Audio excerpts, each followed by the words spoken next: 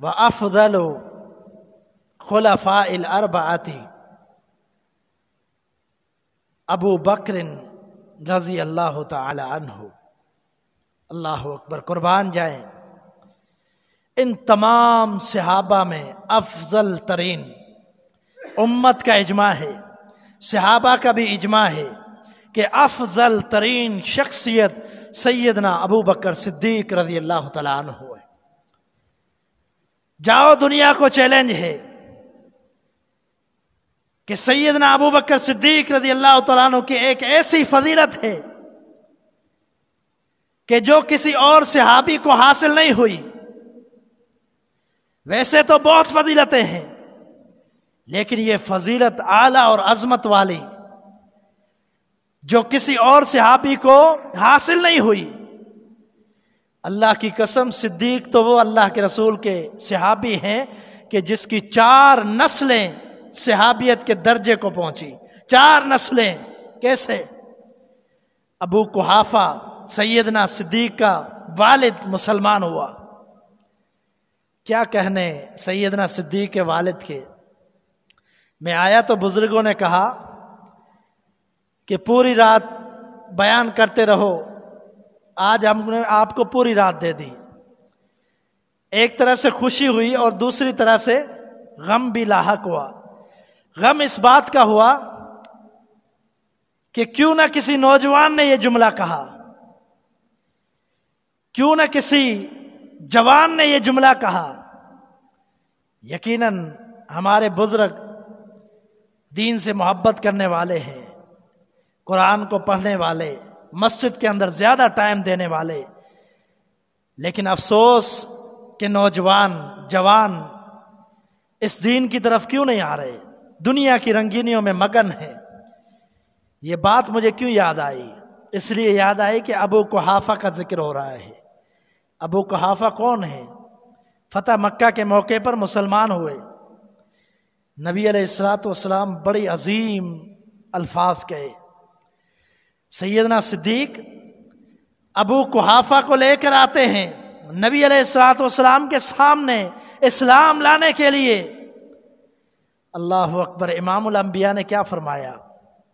فرمایا کہ صدیق بزرگوں کو کیوں تکلیف دی تھی، ہم خود چلے جاتے۔ قربان جائے ان کی فضیلت پر۔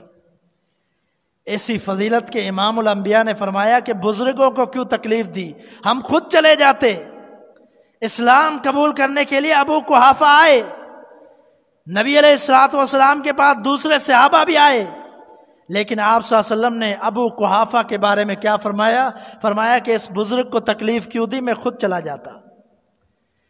یہ کون ہے؟ یہ صدیق کے والد ہیں۔ جاؤ ایسی فضیلت لے کر آؤ۔ صدیق وہ ہیں جس کی 4 نسلیں صحابی میں شامل ہیں۔ ابو قحافہ بھی صحابی، ان کا بیٹا ابو بکر صدیق بھی صحابی، ان کا بیٹا عبد الرحمن بھی صحابی، ان کا بیٹا محمد بن عبد الرحمن بھی صحابی۔ یہ چاروں صحابی کے درجے کو پہنچے۔ ایسی فضیلت کسی اور صحابی کو نہیں ملی۔ نبی علیہ الصلوۃ والسلام کے صحابی سیدنا ابو بکر صدیق رضی اللہ تعالیٰ عنہ، پہلا نمبر بھی ان کا ہے۔ آج ایک طبقہ اعلان کرتا ہے علی ولی اللہ وصی رسول اللہ و خلیفۃ بلا فصل۔ یہ اضافہ اپنی مرضی سے اذان میں بھی کر دیا، اور پھر ہمیشہ کے لیے یہ زبان پر چڑھا دیا، اور صدیق کی صداقت کا انکار کر دیا۔ جو صدیق کی صداقت کا انکار کرے وہ مسلمان ہی نہیں۔ جو فاروق کو نہیں مانتا، اس کی اہمیت اور فضیلت کو نہیں مانتا، وہ مسلمان ہی نہیں۔ صدیق کا پہلا نمبر ہے۔ آج حدیث سنا دو، آپ بڑے حیران ہوں گے۔ بڑے واضح دلائل، بڑے واضح دلائل۔ نبی علیہ الصلوۃ والسلام نے فرمایا میں نے خواب دیکھا، صحیح بخاری کی حدیث ہے۔ انبیاء کے خواب سچے ہوتے ہیں۔ سیدنا ابراہیم علیہ السلام کا خواب بڑا معروف ہے کہ وہ اپنے بیٹے کو ذبح کرنے کے لیے آئے. بیٹا بھی تیار ہو گیا کیونکہ وہ جانتا تھا کہ میرا والد اللہ کا پیغمبر ہے، اس نے خواب دیکھا ہے اور وہ خواب سچا ہے. انبیاء کا خواب جھوٹا نہیں ہوتا، لغو نہیں ہوتا، بلکہ اللہ کی وحی ہوتی ہے. نبی علیہ السلام نے فرمایا کہ میری آنکھیں تو بند ہوتی ہیں لیکن میرا دل جاگتا رہتا ہے. آپ صلی اللہ علیہ وسلم کے خواب وہی ہیں. نبی علیہ السلام نے فرمایا کہ میں نے خواب دیکھا. بڑی اہم دلیل ہے، غور کرنا. یہ صدیق کے پہلے نمبر ہونے پر بڑی دلیل ہے. ہم علی کی شان کو بھی مانتے ہیں، عثمان کی شان کو بھی مانتے ہیں، عمر فاروق کی شان کو بھی مانتے ہیں، لیکن کسی صحابی کو پہلا درجہ اور پہلا نمبر نہیں دیتے، اس لیے کہ امام الانبیاء نے بھی پہلا درجہ ابو بکر صدیق کو دیا ہے. نبی علیہ السلام نے فرمایا میں کنویں پر کھڑا ہوا، میں پانی نکال رہا ہوں ڈول کے ذریعے. آپ نے فرمایا میں پانی نکالتا گیا حتیٰ کہ میں تھک گیا. جب میں تھک گیا تو میرے برابر میں صدیق کھڑے ہیں، میں نے ڈول صدیق کے حوالے کر دیا. ابو بکر صدیق، ابو بکر نے 2 ڈول نکالے. اللہ اکبر، کتنی سچائی ہے اس حدیث کے اندر. نبی صلی اللہ علیہ وسلم واضح اشارہ فرما رہے ہیں، فرماتے ہیں کہ ابو بکر نے 2 ڈول نکالے اور پھر وہ ڈول عمر کے حوالے کر دیا. اور ابو بکر صدیق کی خلافت کے 2 سال تھے، صرف 2 سال خلافت کر سکے، اس کے بعد دنیا سے رحلت فرما گئے. کتنی واضح دلیل ہے. پھر فرماتے ہیں نبی صلی اللہ علیہ وسلم پھر اس نے عمر کو دیا، اور جب عمر نے پانی نکالنا شروع کیا تو میں نے دیکھا مشرق اور مغرب سے دور دور سے لوگ آ رہے ہیں پانی لینے کے لیے. اللہ اکبر. سیدنا عمر کی خلافت پر بھی دلیل، دوسرے نمبر کی خلافت پر بھی دلیل. اور اس حدیث میں واضح الفاظ ہیں کہ مشرق اور مغرب سے لوگ آئے پانی حاصل کرنے کے لیے. یقیناً فتوحات عمر فاروق کی مشرق اور مغرب تک، اور عمر فاروق کے دور میں مشرق و مغرب تک مسلمان پھیل گئے. یہ واضح اور صحیح دلیل ہے.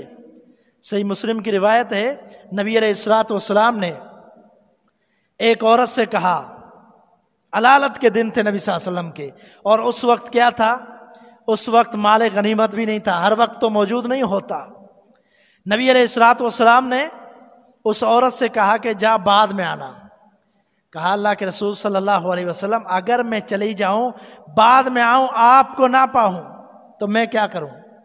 تو نبی علیہ السلام نے فرمایا اِلَّمْ تَجِدِينِ فَأْتِ ابا بکر، اگر مجھے نہ پائے میں نہ ہوں تو ابو بکر کے پاس آنا. یاد رکھنا بیت المال، مال غنیمت ہر اس شخص کے پاس ہوتا ہے جو وقت کا خلیفہ اور حکمران ہوتا ہے.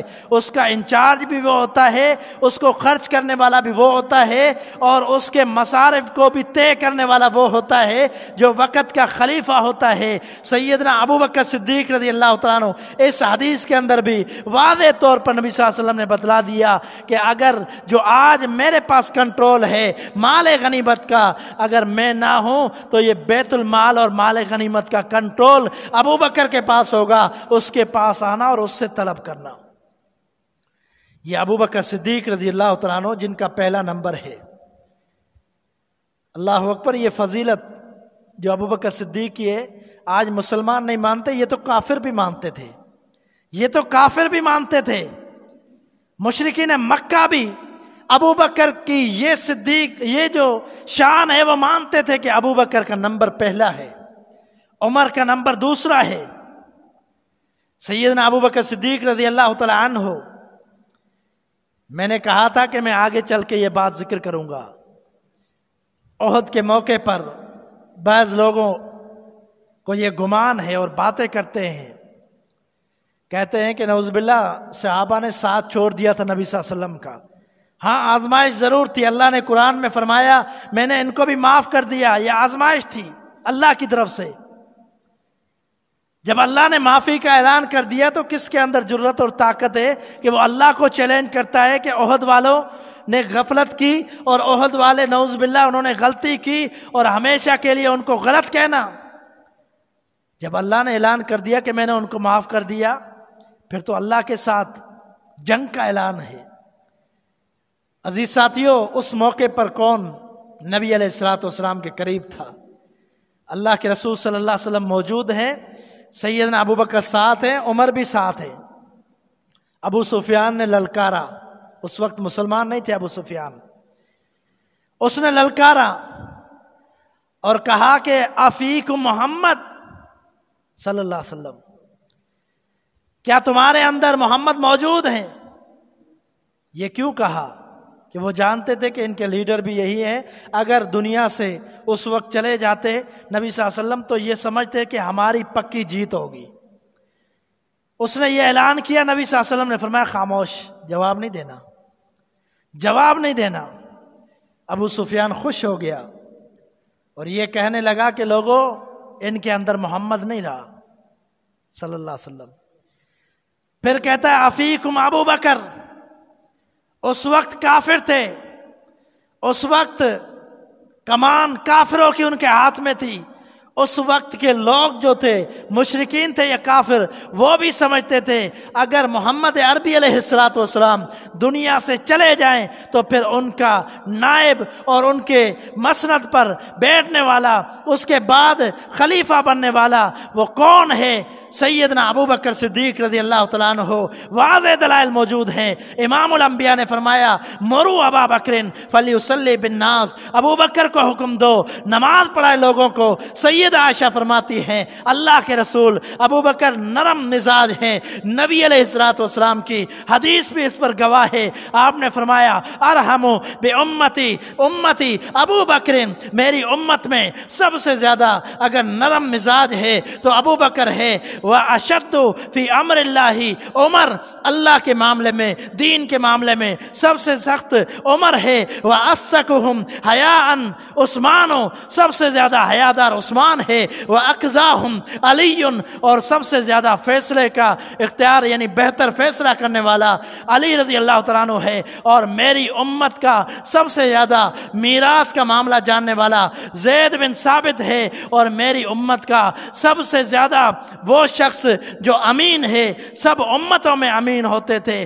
میری امت کا امین ابو عبیدہ بن جراح رضی اللہ تعالیٰ عنہ ہے۔ اور میری امت میں سب سے زیادہ حلال و حرام کے مسائل کو جاننے والے معاذ بن جبل ہے۔ نبی علیہ الصلوۃ والسلام پہلے بھی بیان کر چکے ہیں کہ ابو بکر نرم گوشہ رکھتے ہیں، نرم مزاج ہیں، پھر بھی آپ کیا فرما رہے ہیں؟ مرو ابا بکر، ابو بکر کو کہو نماز پڑھائے۔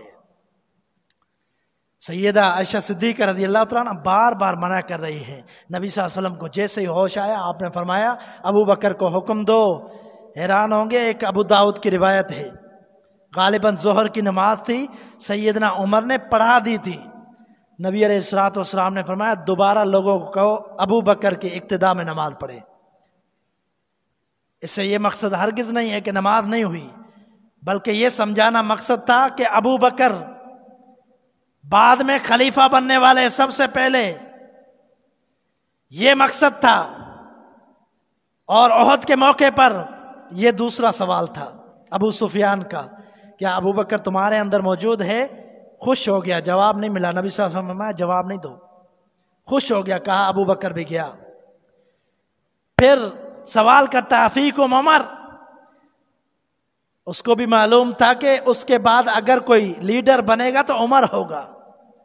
مشرکین مکہ کے بعد بھی ترتیب وہی تھی، ترکیب وہی تھی جو تمام امت کا اجماع ہے، تمام صحابہ بھی اسی ترتیب کو مانتے تھے اور تمام امت کے محدثین بھی اسی ترتیب کو مانتے تھے، آج تک اجماع ہے۔ جواب نہیں ملا، نبی صلی اللہ علیہ وسلم نے جواب نہیں دینا، جواب نہیں ملا تو وہ سمجھ گیا کہ عمر بھی نہیں رہا، خوش ہو گیا۔ اللہ اکبر، اس نے نعرہ لگایا، اس نے کہا کہ لنا عزا ولا عزا لہم لکم، کہا کہ ہمارے لیے عزا ہے، تمہارے لیے عزا نہیں ہے۔ عزا کون تھا؟ ان کا بت تھا، یعنی جس نے ہمیں عزت دی تمہارے لیے عزا نہیں، کاش تم بھی عزا کو مان لیتے، آج تم جیت جاتے ہم سے، پریشانی کا سامنا نہیں کرنا پڑتا۔ امام الانبیاء محمد رسول اللہ صلی اللہ علیہ وسلم اپنی ذات کے لیے خاموش رہے، اپنے ساتھیوں کی ذات کے لیے خاموش رہے، لیکن یہاں پر گستاخی کس کی ہو رہی ہے؟ اللہ رب العالمین کے شان میں۔ یہاں شرک کا معاملہ آ گیا۔ لوگوں، آج لواری کے اندر حج ہوتا ہے، آج کلندر شعبان میں حج ہوتا ہے، یہ اللہ کی گستاخی ہے، اللہ کو چیلنج ہے، اللہ کے گھر کو چیلنج ہے، لیکن کوئی آواز اٹھانے کے لیے تیار نہیں ہوتا۔ امام الانبیاء پیغام دے رہے ہیں کہ اگر کوئی بھی معاملہ ہو، سب سے زیادہ اگر اہم معاملہ ہے تو اللہ کی ذات کا معاملہ ہے۔ اگر اللہ کی گستاخی ہوتی ہے، کچھ دن قبل ایک بدبخت نے اللہ کی شان میں گستاخی کی تھی، اس نے گستاخی کی تو اس وقت بھی لوگ خاموش رہے، اور خاموش رہے، کچھ نہیں کہا، جس کا نام تھا عمر جلیل۔ اس نے بھی نعوذ باللہ اللہ کی شان میں گستاخی کی، آج تک آزاد گھوم رہا ہے۔ اور اہل توحید نے، الحمدللہ اہل الحدیث نے پورے پاکستان کے اندر احتجاج کیا، ہر علاقے کے اندر۔ اس وقت بڑی حیرانگی ہوئی، جو اللہ سے، جو پیغمبر سے محبت کا دعویٰ کرتے ہیں وہ ظاہر نہیں تھے، لیکن الحمدللہ اہل الحدیث کو یہ اعزاز ملا کہ سارے کے سارے احتجاج میں تھے، ہر علاقے میں کال دے دی گئی کہ احتجاج کرو، اللہ کی شان میں گستاخی ہوئی ہے۔ اس بدبخت کو، جو مصنف بھی تھا، بڑا معروف تھا، لیکن اس کو چھپنا پڑا اپنی جان بچانے کے لیے۔ تو یاد رکھنا، اللہ کی شان میں گستاخی ہو تو امام الانبیاء نے برداشت نہیں کرنی، تو اس کے امتیوں نے بھی برداشت نہیں کرنی۔ نبی علیہ الصلوۃ والسلام نے فرمایا، عمر تیری آواز بڑی بلند ہے، اس کو ذرا جواب دے، اس کو ذرا جواب دے۔ اس نے کہا ہے کہ تمہارے لیے عزا نہیں ہے، یعنی اس نے شرک کیا، توحید کی غیرت دیکھیے۔ امام الانبیاء نے کہا کہ عمر اس کو جواب دے۔ جواب میں بتلاتا ہوں، نعرہ میں بتلاتا ہوں، لگانا تو نے ہے۔ سیدنا عمر کھڑے ہوئے جواب دینے کے لیے۔ نبی علیہ الصلوۃ والسلام نے فرمایا، عمر ان کو کہا، لنا مولانا ولا مولا لکم، تمہارا کوئی مولا نہیں ہے، ہمارا مولا اللہ رب العالمین ہے۔ نبی علیہ الصلوۃ والسلام نے جواب دلوایا۔ یہاں سے بھی معلوم ہوا کہ جو ترتیب ہے امام الانبیاء بتلا گئے ہیں۔ ترتیب کیا ہے؟ ابو بکر، عمر، عثمان و علی، قربان جائیں اللہ کی ذات پر، جس نے فیصلے ایسے کر دیے کہ رہتی دنیا کے لیے وہ فیصلے۔ اللہ اکبر! اللہ تعالیٰ جانتا تھا، وہ علیم بذات الصدور ہے، دلوں کے رازوں کو بھی جانتا ہے، آئندہ خبروں کو بھی جاننے والا ہے۔ اللہ تعالیٰ نے سیدنا علی سے بھی یہ کہلوا دیا کہ ابو بکر کا نمبر پہلا۔ سیدنا علی المرتضی رضی اللہ تعالیٰ عنہ کے بیٹے ہیں، صحیح بخاری کی حدیث ہے، صحیح ترین حدیث۔ سوال کرتے ہیں، ابا جان ای الناس خیر، اتنی بڑی کائنات ہے، اتنے لوگ ہیں، ان سب سے زیادہ خیر والا بہترین شخصیت کون ہے؟ سیدنا علی المرتضی رضی اللہ تعالیٰ نے کیا جواب دیا؟ کہا سب سے زیادہ عظیم شخصیت اور بہترین شخصیت ابو بکر صدیق ہے۔ اللہ نے پیغام دے دیا، اگر کسی نے نہیں ماننا تو نہ مانے۔ 1400 سال قبل امام الانبیاء نے کئی فرامین جاری کر دیے۔ اللہ نے قرآن میں بھی کہہ دیا، ثانی اثنین اذ ہما فی الغار، قرآن میں بھی تذکرہ۔ کسی نے نہیں ماننا تو نہ مانے، لیکن ابو بکر کا نمبر پہلا ہے۔ کوئی اعتراض کرے گا تو میں کہنے کے قابل ہوں کہ جس شخصیت کو تم اپنا رہنما لیڈر مانتے ہو، اس نے بھی تو کہا سب سے پہلا ابو بکر۔ جس شخصیت کا نعرہ تم لگاتے ہو، اس نے بھی کہا سب سے پہلا نمبر ابو بکر کا۔ کہا ابا جان اس کے بعد کون ہے؟ کہا اس کے بعد عمر ہے۔ سیدنا علی کا انداز دیکھیے جواب دینے کا، مختصر جواب۔ کہا کہ ابو بکر، پھر کہا عمر۔ بچے نے سوال تبدیل کر لیا، کہا اگر میں ابھی کہوں گا کہ پھر کون، تو میرا والد نام لے لے گا عثمان کا، اس لیے کہا ابا جان اس کے بعد تو آپ ہیں۔ کہا میں نے خود کہہ دیا اس کے بعد تو آپ ہیں۔ کہا نہیں بیٹا، اس کے بعد بھی میں نہیں ہوں۔ سیدنا علی المرتضیٰ رضی اللہ تعالیٰ نے اعلان کر دیا۔ اللہ کی قسم سیدنا علی کے خطبات پڑھیے، سیدنا علی کے فرامین پڑھیے، تو ہر جگہ پر سیدنا علی نے ابو بکر کا دفاع کیا ہے۔ سیدنا علی تو وہ ہیں جس نے عثمان کے لیے اپنے بیٹوں کو پیش کر دیا تھا۔ سیدنا علی تو وہ ہیں کہ جس نے کہا تھا کہ ابو بکر سب سے زیادہ بہادر شخصیت ہے، سب سے زیادہ۔ سوال کیا سب سے زیادہ اس امت میں کون ہے بہادر؟ لوگوں نے کہا سب سے زیادہ تو آپ ہیں، شیر خدا ہیں۔ اللہ اکبر، آپ تو وہ ہیں جس نے خیبر میں مرحب سے کہا تھا انا الذی سمتنی امی حیدرا کلیس غابات کریہ المنظرا، میں تو وہ ہوں جس کا نام اس کی ماں نے حیدر رکھا تھا، اور میں اس شیر کی طرح ہوں، اگر دشمن کے سامنے آ جاؤں تو میرا دشمن لرزا جاتا ہے، کانپنے لگتا ہے، اور وار کیا، مرحب کو گرا دیا۔ کہا آپ تو شیر خدا ہو۔ کہا نہیں، میں شیر خدا آپ لوگوں کی نظر میں، لیکن میری نظر میں سب سے زیادہ بہادر ابو بکر ہیں، جس نے اس وقت امام الانبیاء کا دفاع کیا تھا جب مشرکین مکہ آپ صلی اللہ علیہ وسلم کو مار رہے تھے، اور میں اس وقت عمر کا چھوٹا تھا، اور مشرکین مکہ کے سامنے آ گئے، حتیٰ کہ ابو بکر بے ہوش ہو گئے، اور اس وقت ابو بکر نے کہا تھا کیا تم ایسے شخص کو قتل کرنا چاہتے ہو جو کہتا ہے ربی اللہ، میرا رب اللہ ہے؟ سیدنا ابو بکر صدیق رضی اللہ تعالیٰ عنہ کی شان، مقام، مرتبہ سب سے اعلیٰ ہے۔